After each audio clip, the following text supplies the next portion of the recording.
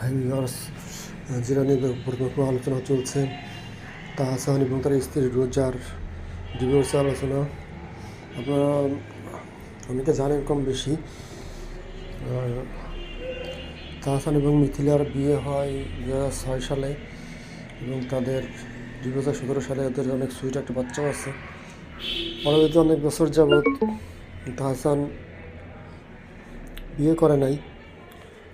সবার মনে প্রশ্ন ছিল, মিথিলা বিয়ে করলো, তাহসান কেন বিয়ে করলো না। তারপরে গত বছরেই শুরুর দিকে তাহসান রোজাকে বিয়ে করে। সবাই অনেক খুশি হয়েছিল যে অবশেষে তাহসান বিয়ে করলো, সংসার করতেছে। এতদিন যাবৎ একা একা থাকছে এবং রোজাকে সবাই ভালোভাবে নিয়েছিল।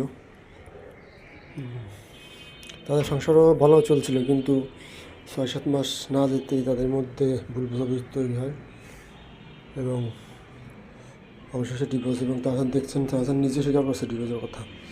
মূল সমস্যা এদের হচ্ছে, তাহসান চাইছিল সব কিছু ছেড়ে দিয়ে সংসার করতে, কিন্তু রোজার ইচ্ছা, যেহেতু সে পরিচিতি পেয়েছিল, সে মিডিয়াতে কাজ করতে চাচ্ছিল এবং আরও বিভিন্ন বিষয়ে তাদের ভুল বুঝি।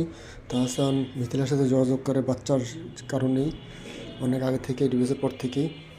সেটাও রোজার পছন্দ না, এমনটাও খবর পাওয়া যাচ্ছে আর কি। এখন মূল ঘটনা কী আসলে, সেটা তো তারা দুজনেই সব থেকে ভালো জানে। মানে অনেক ধরনের খবরই ছড়াচ্ছে মিডিয়াতে। মূল খবরটা কী তারাই ভালোভাবে বলতে পারবে।